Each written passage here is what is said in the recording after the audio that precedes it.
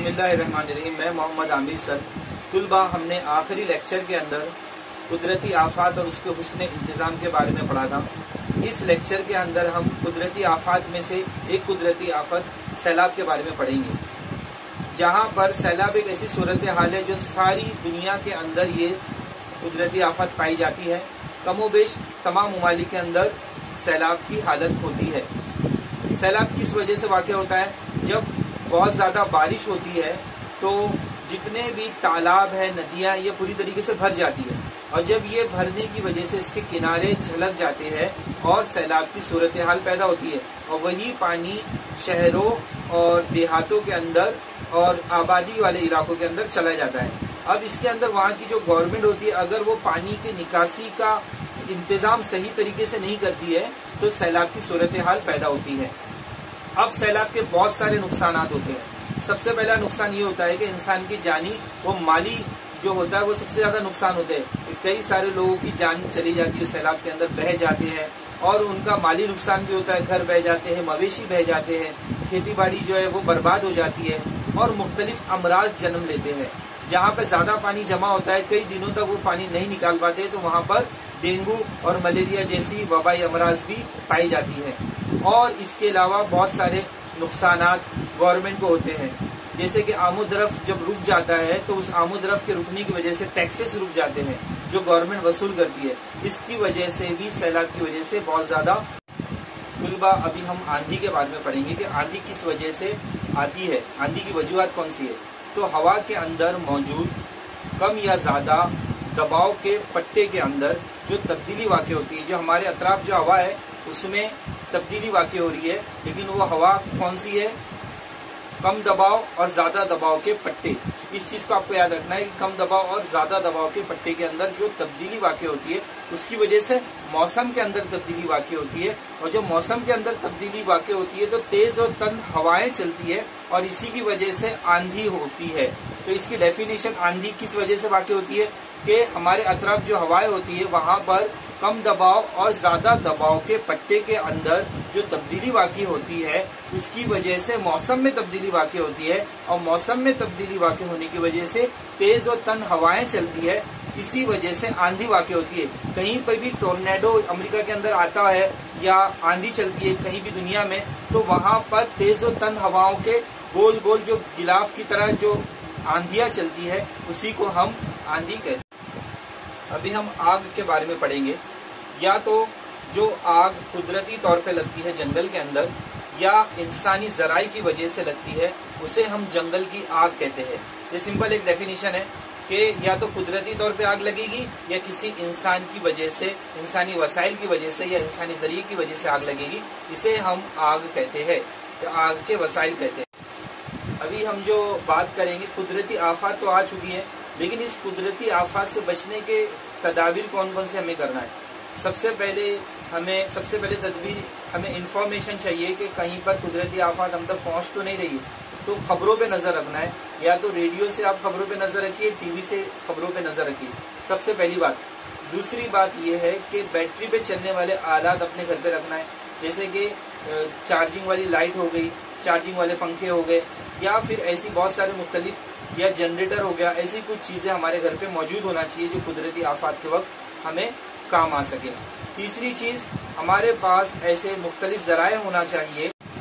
इसी के साथ गवर्नमेंट की एक वेबसाइट है www.imd.government.in। इस वेबसाइट पे जाकर भी आप लोग जो भी कुदरती आफत से बचने के मुख्तलिफ तदाबीर है उसे हम देख सकते हैं।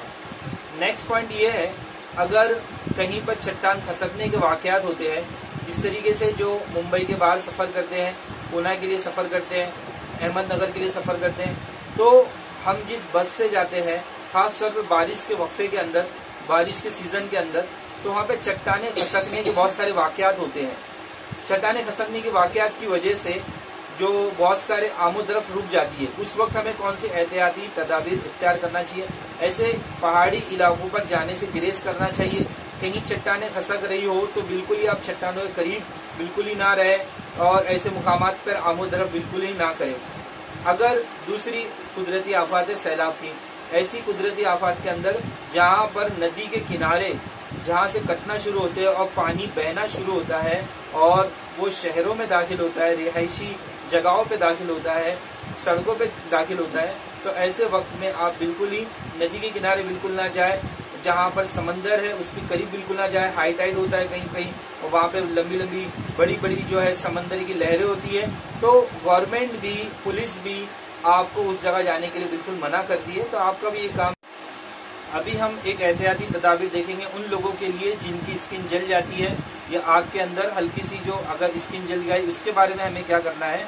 और कहीं पर ज्यादा तौर पर नुकसान हो गया है, आग में स्किन ज्यादा जल गई है या हमें ज्यादा तौर पे स्किन झुलस गई है, हमारे जिस्म की जो स्किन है वो ज्यादा झुलस गई, उस वक्त हमें क्या करना चाहिए। तुलबा, अभी जो हम एहतियाती तदाबीर देखेंगे जलने या झुलसने की वजह से, अगर कहीं पर किसी का हाथ या किसी की स्किन जल जाती है तो उस वक्त हमें क्या एहतियाती तदाबीर करना चाहिए। तो इसमें दो एहतियाती तदाबीर है। अगर स्किन मामूली तौर पे जली है तो उसके लिए क्या एहतियाती तदाबीर है, और ज्यादा जली है तो उस वक्त क्या एहतियाती तदाबीर है। अगर स्किन मामूली तौर पर जलती है तो उस वक्त एहतियाती तदाबीर ये रहेगी कि सबसे पहले उसे पानी में उस हाथ को डुबा दिया जाए। सेकेंड एक पॉइंट ये रहेगा कि उसे डिटॉल वगैरह से साफ कर लिया जाए। थर्ड एक पॉइंट ये रहेगा कि उसके ऊपर कपड़ा ढाक दिया जाए। सबसे अच्छी एहतियाती तदाबीर ये होती है जैसे ही उस जगह पर कहीं पर आपकी स्किन जल गई हो तो उसको बर्फ फौरन लगा दे, तो इंशाल्लाह वो स्किन फूलेगी नहीं, उसमें पानी नहीं होगा। तो आपको ये काम करना है कि उसको आपको फौरन ही बर्फ लगा देना है। बर्फ लगाने से ये सबसे। दूसरा, अगर स्किन ज्यादा तौर पे जल गई है उस वक्त हमें क्या करना चाहिए। ज्यादा अगर स्किन जल जाती है तो सबसे पहले रोगनी दवाइयां बिल्कुल ना लगाए, तेल वगैरह बिल्कुल ना लगाए, लुकमान हयात बिल्कुल ना लगाए जली हुई जगह पर।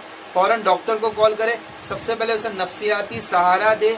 अगर ज्यादा स्किन जल जाती है, स्टोव फटने की वजह से स्किन जल गई या किसी आग में, बहुत बड़ी आग में स्किन जल गई या कोई शख्स का हाथ जल गया, तो उस वक्त उससे जो कपड़े चिमट जाते हैं, चिपक जाते हैं, उसको निकालने की कोशिश ना करे, उससे बहुत ज्यादा दर्द होगा। और दूसरी बात है, ठंडे मशरूबात उससे पिलाए, जैसे कि बर्फ वाले जो मशरूबात है वो उसे पिलाए। उसे बिल्कुल ही चाय वगैरह ना दे।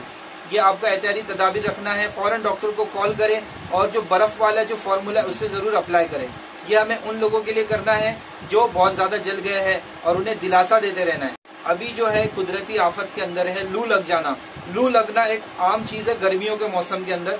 लू कब लगती है, जब हम गर्मी के मौसम में सूरज की तपिश के अंदर बहुत ज्यादा काम करते हैं तो क्या होता है, हमारे जिस्म के अंदर का पानी और नमक ज्यादा खारिज हो जाता है और जिस्म में कमजोरी आ जाती है। तो इसकी एहतियाती तदाबीर हमें क्या करना, अब इसकी तरफ आते हैं। एहतियाती तदाबीर ये करना है कि ऐसे शख्स को छांव के अंदर सबसे पहले लेके चले जाए, जहाँ पे छांव मौजूद हो, जहाँ पे साया मौजूद हो, सायदार दरख्त मौजूद हो, वहाँ पे उसको लेके जाए। गर्दन के ऊपर जो है, गर्दन के ऊपर पानी में भिगा हुआ तौलिया आपको रखना है। आप क्या रखोगे, गर्दन के ऊपर पानी में भिगा हुआ तौलिया रखिए। फिर उसको कोई ठंडा मशरूब पिलाना है, डायरेक्ट नहीं पिलाना है, कुछ वक्त से 5-10 मिनट के बाद जब वो इत्मीनान से बैठ जाए तब आप क्या करें, ठंडा मशरूब पिलाए उस शख्स को जिससे लू लगी है और उसे करवट की तरफ लिटा दे सुकून से, तो इंशाल्लाह लू का असर कम हो। अगर किसी शख्स को सांप ने काट लिया हो तब कौन सी एहतियाती तदाबीर इख्तियार करना चाहिए। दुनिया भर में 2000 से भी ज्यादा किस्म के सांप पाए जाते हैं, लेकिन उसमें से कुछ गिनती के तादाद ही उन सांपों की होती है जिसमें जहर पाया जाता है, जैसे रेटल स्नेक होता है और नाग जिसे हम कहते हैं वो भी एक किस्म है। इस तरीके से कुछ 5-6 किस्म होती है जिसके अंदर जहर मौजूद होता है। फोर्सा, रेटल वाइपर और समंदरी सांप ही जहरीले होते हैं, बाकी तमाम सांप जो जहरीले नहीं होते। लेकिन इन सांप के काटने की वजह से जो जहरीले नहीं होते हैं, लोगों के डर और खौफ की वजह से जहनी झटका लगता है लोगों को और बहुत ज्यादा खौफ में मुब्तला हो जाते हैं। लेकिन सांप के काटने पर देखभाल करना बेइंतहा जरूरी होता है, अगर नहीं किया जाए तो इंसान मर जाता है। अभी हमें क्या क्या एहतियाती तदाबीर इख्तियार करना चाहिए, इसकी तरफ हम आते हैं।